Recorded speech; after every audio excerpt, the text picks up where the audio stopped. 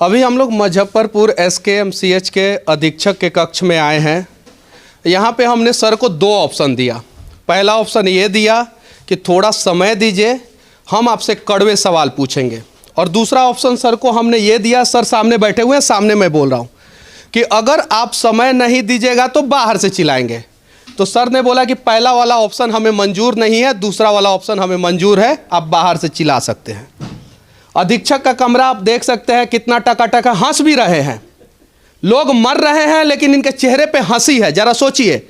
और ये उत्तर बिहार का सबसे बड़ा अस्पताल है सरकारी, और मैं कोई मजाक नहीं कर रहा हूं, मैं कोई यहाँ पे कॉमेडी सर्कस नहीं कर रहा हूं, फिर भी उनके चेहरे पे हंसी है। और उनके चेहरे सर के ऊपर जो है बिहार केसरी स्वर्गीय डॉक्टर श्री कृष्ण बाबू का फोटो लगा है, जिनके नाम पे ये अस्पताल है। शायद उस प्रकार से काम हुआ होता तो इनके चेहरे पे हंसी नहीं होती, पहला चीज। दूसरा चीज, इन्हीं के केबिन में बैठ के घुस के मैं इन्हीं से एक सवाल करना चाहता हूं कि अगर आप ईमानदार हैं तो आप अपनी संपत्ति का सार्वजनिक ब्यौरा दें, और बिहार के जितने भी सरकारी अस्पताल के सुप्रिंटेंडेंट हैं उनके संपत्ति का सार्वजनिक ब्यौरा दिया जाना चाहिए। मैं यहाँ पे इसलिए आया हूँ कि मुजफ्फरपुर में एक बहुत बड़ा कांड हुआ है, उसके लिए किसी ने अभी तक ट्वीट नहीं किया है। यहाँ पे कांड हुआ है कि बहुत सारे लोगों के आंखों का रोशनी एक प्राइवेट संस्था वाले ने इलाज करने के दौरान खराब कर दिया है। चलिए अब बाहर चलेंगे और बाहर से ही हम लोग कुछ दिखाने का प्रयास करेंगे। फिर भी सर से मैं पूछूंगा कि सर आपके पास 2 मिनट समय होगा क्या? नहीं, समय ही समय है, लेकिन आपकी वाणी इतनी अच्छी है।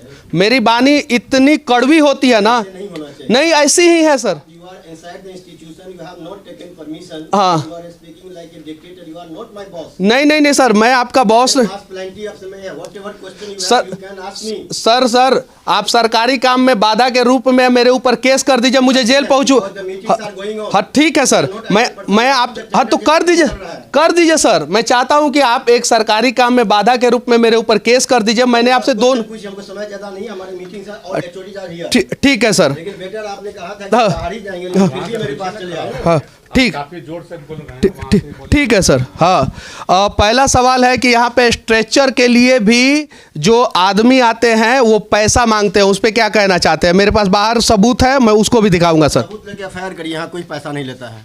सबूत लेके मैं FIR करिएगा ना। हाँ। आपके पास सबूत है। हाँ। तो आप FIR करिए। मेरे पास सबूत होगा तो मैंने उस पर एक्शन लूंगा। मेरे पास कोई इसका प्रमाण नहीं है कि कोई पैसा लेता है यहाँ। सर एक और सवाल कि आपका केबिन एकदम साफ है, सुथरा है, यहाँ पे सारा चीज़ का व्यवस्था है, लेकिन बाहर जो इमरजेंसी वार्ड में मरीज है, बाहर जो मरीज है, उनका जो केबिन है वो साफ सुथरा नहीं है, उस पर क्या कहना चाहते हैं? अभी रिनोवेशन चल रहा है, अगला 6 महीना में आपको पूरा हॉस्पिटल चकाचक मिलेगा। अभी नहीं। और कुछ पेशेंट का कहना है कि यहाँ पे दवा भी नहीं मिल रहा है, उस पर क्या कहना चाहते हैं? दवा पूरी की पूरी उपलब्ध है, ये लगता है अपने मन से कर रहे हैं। मरीज हमको आज तक नहीं कंप्लेन करने आया कि हमको दवा नहीं मिलती है, डॉक्टर नहीं रहते। मरीज की भी बातों को हम लोग दिखाएंगे, इसी वीडियो में दिखाएंगे सर। चलिए ठीक है सर, बहुत बहुत धन्यवाद। ये थे SKMCH के अधीक्षक जो नाराज़ हैं हम पे, क्योंकि हमारा बोलने का तरीका थोड़ा इनको अच्छा नहीं लग रहा है, और मैं क्या करूं, मैं ऐसे ही बोलूँगा ना। यहाँ पे देखिए कितना बढ़िया व्यवस्था है, सब कुछ है, आप देख सकते हैं। लेकिन वहीं हम बाहर जब निकलते हैं और बाहर जब वार्ड दिखाते हैं तो वहाँ का व्यवस्था देख के रोना आएगा। ये पहले नहीं बनना चाहिए था, पहले वार्ड बनना चाहिए था, वार्ड में सुदृढ़ व्यवस्था होना चाहिए था, उसके बाद से ये सब बनना चाहिए था। यहाँ पे आप देख सकते हैं कि पूरा स्वच्छ भारत मिशन के ऊपर थूक दिया गया है। सिर्फ अधीक्षक के केबिन से मैं सिर्फ 10 मीटर की दूरी पे हूँ, और इन सब चीज़ों को जब मैं दिखाता हूँ तो यही सब चीज़ें बुरा लग जाता है, और सरकारी ऑफिसर अक्सर मेरे ऊपर केस करते हैं। मैं जेल भी जाता हूँ, फिर निकलता हूँ, और फिर यही सब चीज़ों को दिखाता हूँ, और मैं दिखाते रहूँगा, मुझे डर नहीं लगता है। और सबसे बड़ी बात है कि अधीक्षक साहब के केबिन से सिर्फ और सिर्फ जो है 10 मीटर की दूरी पे है। और यहाँ पे देखिए बिहार में गुटखा बैन है, गुटखा बैन है बिहार में। CCTV लगा हुआ है, CCTV के निगरानी में आके यहाँ पे गुटखा कौन फेंक रहा है, जबकि यहाँ पे सिक्योरिटी गार्ड के लोग भी हैं। यहाँ पे पेशेंट तो आके नहीं फेंकता होगा ना, कहीं नहीं तो कहीं डॉक्टर साहब ही आके फेंकते होंगे। और चलिए ठीक है, आगे चलते हैं और आगे की भी कुछ सच्चाई दिखाएंगे। क्या करें, प्यार से बोलने से कोई सुनता नहीं है और कड़वा बोल देने से लोग कहता है कि आपको बोलने का तमीज नहीं है। अगर आप लोग अच्छे से काम करेंगे तो हमें आगे कड़वा बोलने की क्या ज़रूरत है। और देखिए बिहार के मुख्यमंत्री श्री नीतीश कुमार जी, गुटखा बैन है और अस्पताल में हर जगह सीसीटीवी लगा है और देखिए यहाँ पे गुटखा खा के जो है फेंका गया, आप देख सकते हैं यहाँ पे। और ये अधीक्षक साहब के केबिन से सिर्फ और सिर्फ मैं 20 मीटर की दूरी पे आया हूँ, 20 मीटर की दूरी पे। अब इन सब चीज़ों को जब दिखाऊंगा तो अधीक्षक साहब भड़केंगे ही ना। चलिए भड़कने दीजिए, कोई फर्क नहीं पड़ता, हम भी बिहार के हैं और बिहार के लाल हैं तो हम इन सब चीज़ों को दिखाएंगे। और देखिए ये सच्चाई कि जिस रास्ते से अधीक्षक साहब जाते हैं वहाँ के गेट पे जो है ना, गेट पे जो है थूका गया है। अब जरा सोचिए इसके लिए कौन है दोषी। चलिए, क्या नाम हुआ आपका? अजय कुमार। अच्छा, क्या समस्या हुआ है आपको? समस्या कुछ नहीं है, समस्या ये है कि हम एक पेशेंट को लेकर के आए थे। उस पेशेंट को थोड़ा जो है यहाँ एरी में कुछ प्रॉब्लम हो गया, इन्फेक्शन हो गया था। तो हम लोग पहले अपने नज़दीकी जो है कोएक जो गांव में होते हैं उनसे इलाज करवाया, लेकिन 15-20 दिन तक जब कोई सुधार नहीं हुआ, एक नॉर्मल फ्रैक्चर टाइप हो गया है। तो हम सोचे कि वो गरीब आदमी है, मंजू देवी, पति जो है उनका नाम है चुनचुन बैठा। उनको हम सलाह दिए कि मेरे साथ चलिए, हम यहाँ मुजफ्फरपुर के सरकारी अस्पताल में आपको दिखवाएंगे। यहाँ डॉक्टर साहब के यहाँ गए, डॉक्टर साहब उनको देखे, वो पेशेंट पूरा एकदम तंदुरुस्त है, केवल फ्रैक्चर है थोड़ा सा। 10 मिनट का काम नहीं था, बस थोड़ा चीरा लगा करके उसको ऑपरेशन कर देना था, जो कि डॉक्टर साहब लिख दिए। लेकिन उसको भर्ती कर दिया गया है, एक आरएल का बोतल लटका दिया गया है और बोतल का पानी का जो स्पीड है, मानिए कि एक बोतल आरएल उसके बॉडी में जाने के लिए कम से कम 3 घंटा समय लगेगा। हमने पूछा कि इसको अगर भर्ती आप किए हैं, ये तो तंदुरुस्त पेशेंट है, आप ऑपरेशन करिए, हम इसको घर लेकर के जाएंगे। तो बोले डॉक्टर हम हैं आप, और अभी हम पूछे भी हैं कि इसको रिलीज़ कब करना है, ये तो बताइए, ठंडा का समय है, हम चादर कंबल घर लेने जाएंगे क्या?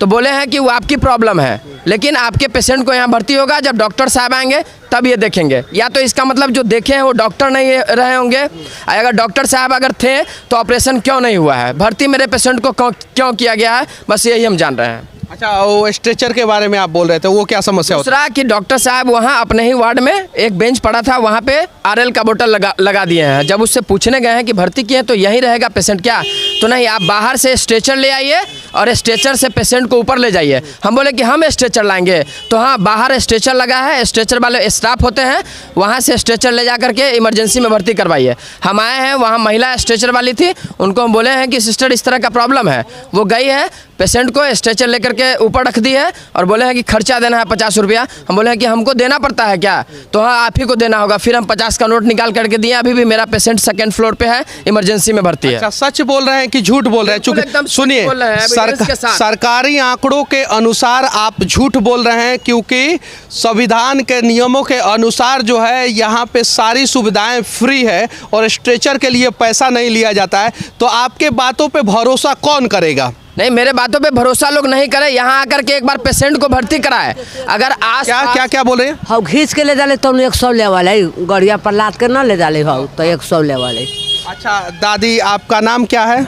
हाँ, मोर सरस्वती देवी है। कहाँ से आइल बानी रहुआ? मोतीपुर से आयल बाड़ी। अच्छा, अब 100 रुपया लेहल जाला स्ट्रेचर पे? हमर ऑपरेशन भेज रही है तब नहीं बेर के बात कहे बाड़ी। हाँ, वो ना ले डाले टंकिया वाला, वो मांगली 100 रुपया। अच्छा चाची, रहुआ झूठ बोलता नहीं कि सही बोलता? सही बोले तारी। अच्छा, रहुआ तो सही बोलता नहीं, हमू समझता नहीं सही बोलता नहीं, लेकिन सरकार के अनुसार रहुआ झूठ बोलता नहीं। चाची देखावे ला आ रही है न, तो जे डॉक्टर ऑपरेशन कर ले हथिन से न भेंट भेल थे न, तब बूथ का दिन बोला रहथिन, तब बूथ का दिन हम आवे। चलिए ठीक है, ये चाची है और इनके चेहरे से मैं दावे के साथ कह सकता हूं कि ये झूठ नहीं बोल रही हैं, सच बोल रही हैं।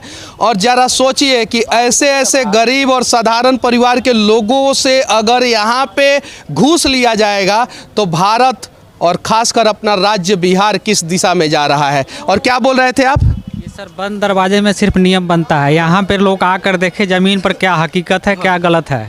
सरकार के हिसाब से आप कह रहे हैं कि ये झूठ बोल रही है, लेकिन यहाँ आने के बाद लोग देखे स्थिति परिस्थिति को, तभी तो पता चलेगा कि सच क्या है, झूठ क्या है। चलिए ठीक है, मैं भी दोनों पक्ष की बातों को रखा हूं और सुपरिटेंडेंट साहब ने मुझे चैलेंज किया था कि आप झूठ बोल रहे हैं, आप अपने हिसाब से बातें कर रहे हैं, तो सामने सबूत है, हो सके तो सुपरिटेंडेंट साहब कार्रवाई करें। अगर कार्रवाई नहीं करेंगे तो हम यही समझेंगे कि कहीं नहीं तो कहीं नीचे से ऊपर तक पूरा सिस्टम मिला है। सही है कि नहीं? बिल्कुल सही बात, बिल्कुल सही। क्या क्या समस्या होता है? बहुत समस्या है सर। अभी हड्डी वाला ऑर्थो वाला में देखिए 9-10 दिन हो गया, लेकिन वहाँ डॉक्टर साहब सिर्फ एक्सरे लिख के चले गए। गैस की दवाई चलता है, एक दर्द की दवाई चलता है, बस वही। और उसके अलावा क्या इलाज है वहाँ? कुछ नहीं इलाज है। कुछ नहीं इलाज है, जाकर देखिए आप लोग वहाँ। और इसी वजह से जो है गरीब लोग अपने पेशेंट को लेके प्राइवेट अस्पताल में जाते हैं, और कहीं गलती से सस्ता में इलाज करने का कोई वादा करता है तो अपना आंख का इलाज सस्ता अस्पताल में करवाने चले जाते हैं, और वहाँ पे एक्सपायरी दवा आंख में डाल दिया जाता है, और उसके बाद से वो अपनी आंखों की रोशनी खो देते हैं। सही है कि नहीं? बिल्कुल सही बात है। अच्छा, क्या समस्या है आपको? हमारे यही है कि विकलांग आदमी है, हमारे बीवी का डिलीवरी हुआ था, फिर दूसरा टाका टूट गया था उसको। अब 10 दिन से टाका टूट गया है, उसको सिलाई विलाई कुछ नहीं होता है, अब वैसी पड़ा हुआ है हमारे। अब जरा सोचिए, इस सिस्टम पे मैं रोऊं, चिल्लाऊं, चीखूं या इस सिस्टम से टकरा जाऊं, समझ में नहीं आ रहा है।